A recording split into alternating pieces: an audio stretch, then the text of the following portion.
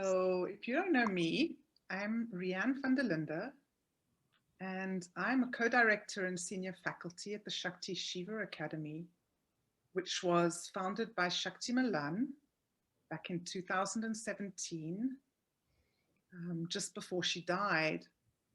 And Shakti was a remarkable woman, and she ran an incredible program of sexual awakening for women. And one of the people that was on that original course back in 2012 with me was Valentina Leo. And we're on the line together today. Hey, Val. Hello, hello, hello. And Val, Shakti initiated you into the embodied wisdom of human sexuality.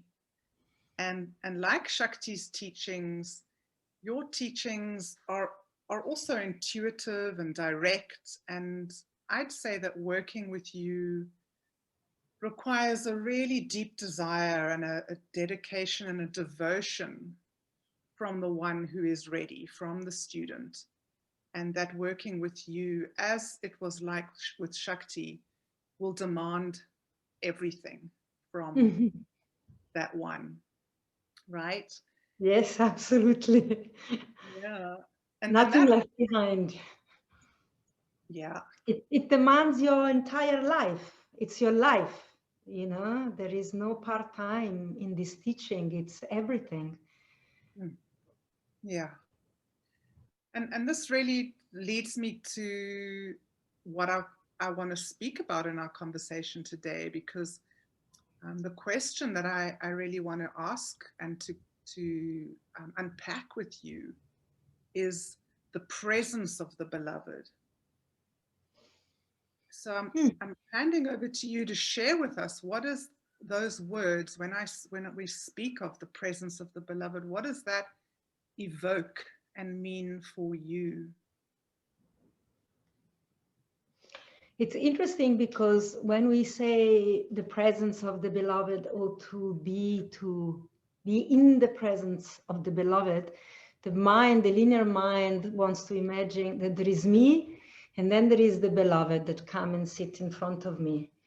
And in truth, it's even beyond that. In the real understanding of being in the presence of the beloved, it's to realize that the beloved, it's here already. That the beloved is holding space for me to be alive. That the beloved is present within me when I drop into my heart, and when I recognize that love is the force that keep me alive, that make me live. So there is this piece I like to say: we're not loving because we are living, but we're living because we are loving. It means it's not because we are alive, and then once we are alive in the body, there is this emotion, this feeling that we call love. And then we have this love attraction dynamic because we are alive in the body. It's the opposite. Love, being the force of reality, allows us to become alive into a body. So love is there before. And because we're loving, we are living, we become form of expression. And so the way I understand to be in presence with the beloved, which is what I've learned from Shakti, I think that was the most profound transmission, is that the beloved is this one even before it comes this one. So it's the desire of God which is love, is another name for love, to take form. And once it takes form, there is this one. Here I am. So it's me and myself. It's my heart falling in love with my form. So let's say it's unconditional love falling in love with the form of Valentina, or with the form of Rhianne, or with the form of Shakti Malan.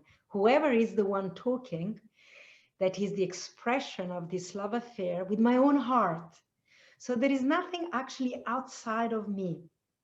And then when I'm in the presence of this magnificent mystery, because it's a mystery, how love created my form and recognized itself. I mean, this is all needs to be understood within the heart and the guts. The mind struggle to follow this if you want to really make sense. But the body can recognize when we speak. This is the twilight language of the Tantra. And when my heart is in love with my form, with my expression, with my life, then there is a love affair with everything that reality brings to me. And so is the sun warming my skin. It's like the beloved kissing me or warming me with an embrace. Is the wind. I mean, we live in Cape Town. The wind is a reality, is really, really strong. And, you know, many people are bothered by the wind until we can. I do this meditation where I feel that the wind is this beloved stroking my hair, because I love when my lover strokes my hair. This is like an erogenous zone for me. And then I recognize when the wind does the same. And so then this is the cosmic lover. It's life reminding me that I'm the product of his love affair with form. You know, formless loving form, the movement of life creating me in my embodiment and strokes me. Use the winds to remind me that I'm loved, to remind me that I'm supported, I'm seen by reality. I was desired by reality. There is nothing intrinsically wrong with me that I need to go outside of me and try to find another physical partner that would fix me or love me in the way I cannot love myself. Now the movement is opposite. Reality conspire to remind me that the beloved is here already, that the beloved is my heart recognizing that life loves me. And so when I walk in the sand, I feel the earth receiving me with grace and stroking my feet in the sand. When I swim in the ocean, I feel the water embracing me and holding me, and I can let go when I drop myself in the water, that this beloved becomes a container of my life. Tell me if I speak, my language is too twilight. Language is beautiful, very poetic and evocative. It's the feeling language of the heart, which is Yes. a feminine language. And it also evokes for me your speaking of that presence, that grace that we drop into when everything is the beloved, when all that is arising in reality is not separate from this one, that the beloved is everywhere. And that was very much an experience that Shakti was masterful in creating in in-person retreat spaces. I just remember sort of on day one dropping into this place where suddenly everything and everyone was my lover, was the beloved. And no matter what arose, even when it wasn't in my preference system, there was this incredible bliss that came from that presence of being with everything exactly as it is. Yeah. And I mean, while you're talking, I can see there is this picture of Shakti behind you and dropping in the water and letting the water receive you. And the beloved, you know, sometimes it's also hold the energy of mother, caring and accepting. Sometimes you also think of the beloved as a lover only.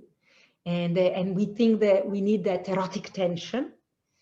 And sometimes there is eroticism, like in this picture with water, is to fall back into the womb of the mother, which is deep acceptance. And the beloved just, which is life, receives you as you are. Also, there is no need to perform or to become lovable, because I think in life often we perform, some of us more than other. I recognize it in me every day, a little bit. When I want to be liked and accepted, even by the waiter in a restaurant, I want to be a nice customer, you know. And when we drop into this energy of the beloved, there is nothing we have to do to be loved and accepted. And I'm feeling really touched when I say this, because finally that's the place of ultimate relaxation. And you know, the tantric tradition always goes back to this word, relax, to relax. When we truly relax, our original, our true nature can reveal itself for our wonderment. Also to say, "Ah, I am that, I am this." But we need to deeply relax. And this is a really hard place to be. And it's the most purer place when we stop wanting to become someone other than this one. And there is a song, my friend was singing me a song the other day, and the words were going, I tried so hard to be myself, I became someone else. Yeah. And the beloved is here for this one, not for someone else. My beloved. And so when I'm calling to be in presence with the beloved, it means I have to be the courage to be so honest about this one, how this one wants to move and express. And sometimes also it's not pretty, because maybe this one has very hard feeling. But again, if I let go of that performance that wants to be positive and optimist, it's also a slight performance, and he's honest that right now my heart is cracking. There is a sweetness that comes behind that. If I can say right now, beloved, I feel so lost, I need support. Once this is spoken and delivered, wow, then there is that sweet bliss that also come up, that it's okay. Because it's okay not to have always, you know, amazing positive feeling, just to feel our feeling. It's love. It's deep love, self-love, self-care. Yeah. A real compassionate action towards ourselves, to present exactly as we are and not to twist and turn to present the face of happiness or success or whatever it is that we've grown up to believe people want from us or are willing to receive, and Yeah. to really be exactly as we are. Yeah. Yeah. And now it's come to mind this practice we used to do with Shakti, of sitting in the room and calling our name. Do you remember this time? Mm-hmm. And so like you would go, like I sit and I call for myself, Valentina, Valentina, where are you? And then to wait for the answer that arises inside of me that says, I'm right here, beloved. I'm right here, beloved. So that I, the one is calling, it's received, but the part of me that is always here. But when I say always, it's from the beginning of time. The endless part of it, the one that is never born and will never die. And I recognize it, that lives inside of me and receive me. I am here, beloved. And I can receive myself. And I still do this practice. I love it. And sometimes it's so tender. So tender. Yeah, it brings me to that feeling of like, how many lifetimes have I longed for you, beloved? How many lifetimes have I dreamed about you? How many lifetimes have I loved you? How many lifetimes have I killed you? How many times have I killed the beloved? It's, you know, the one that we long for. And then to wake up as the beloved is really a moment of deep understanding of something that's really so simple and yet so covered up by the layers of our conditioning of Yeah. becoming somebody. Yeah. I feel for me now, this is the awakening. This is the texture of awakening, when we can, it's not something transcendental, it's something very tangible, awakening as human being to the recognition of the beloved living inside of us. And, you know, the tantric scripture always say that reality is the expression of God looking for itself. wanting to have an experience of itself. And when me as a human being, I recognize the beloved in me, my heart falling in love with my persona, no? Like my personality. And of course, my personality is very limited. My heart is unlimited. And yet there is this love affair. And when we can drop into this love affair without looking outside of us for greater intelligence or greater practice that are going to give me something, but actually we undo everything, and it's right here, and it's so simple. And then my personality suddenly has a place with its limit, because my personality has the longing, because my personality knows there is something missing. And so this ability to long for, it's the spiritual practice. We long for, and we are able to expand more. And when the beloved finds presence in the longing, boom, it's all here. And then I'm fulfilled by this moment as is. Even, you know, the earth can kiss my feet, but also my carpet, also the floor of my toilet, also my toilet seats can embrace me, not just the ocean. You know, we have it.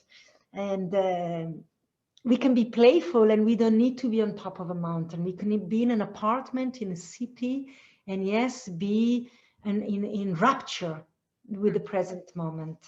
And it's possible. It happens. It's possible, and our longing is beautiful. It's what Yes.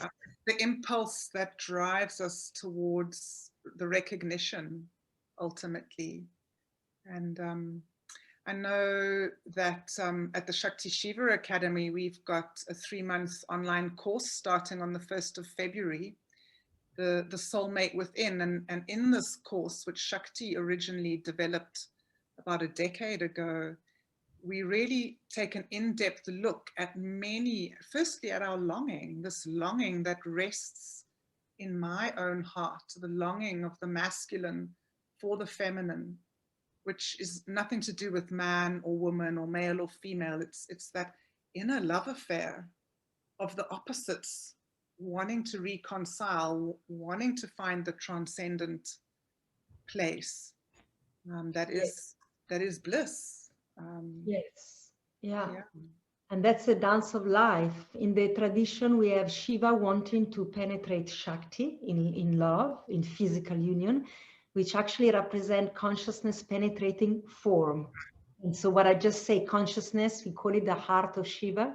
So my love, my heart love, wanting fully to penetrate my form, my personality, my persona, my limited self, the one with an expiry date, you know, the body that decays, that is still so sacred and beautiful, even more so because it's got an expiry date. Whether the heart, it's timeless and endless and forever present. No But we beginning. come and go, and we are all so different. And I think consciousness is really having a great time in experiencing each and every one of us, you know.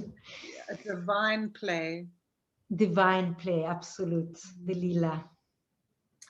And I'm going to wrap up using your beautiful phrase that I associate with you, and that is the attitude, to bring the attitude of fascinating wonderment to our experience, to every experience. Yeah. That's the substance of awakening. If we can be in fascinating wonderment, then we're styling. There's no real problem that comes our way, because when the problem comes, said, oh, fuck, it's a curveball, but fascinating, huh? And suddenly there is an expansion rather than a contraction. It's not victim, but it's curiosity. And then even dying can be a curiosity, even suffering can be met with curiosity, and all of those difficult feelings. So yeah, thank you for spending this time with me and being curious about me. Endlessly curious. Thank you for your insight and your conversation. Yeah. So I want to invite anybody who may be watching or listening, if what we've spoken about touches you in any way, and you'd like to take a look at what's offered in the Soulmate Within course, you can find the links below. Will take you to a page with all the details and info. And if you're interested in working with Valentina or just seeing what she's up to, then you can find her details also in the links below. Yeah, and I just want to say that the Soulmate Within, it's also not just a program that will have a beginning and an end. Surely we may have a beginning in your life, but then will never end. It's your life. These are the pieces that Shakti shared with all of us that changed my life. And there's never a coming back to this. Then it's only a further expansion. So it's an investment to your life. Sometimes we think we investment in study, but this study, they will give you a life, you know, a map to live your life, and they're really priceless, and they will carry you forever. I'm sure about this. It's a promise.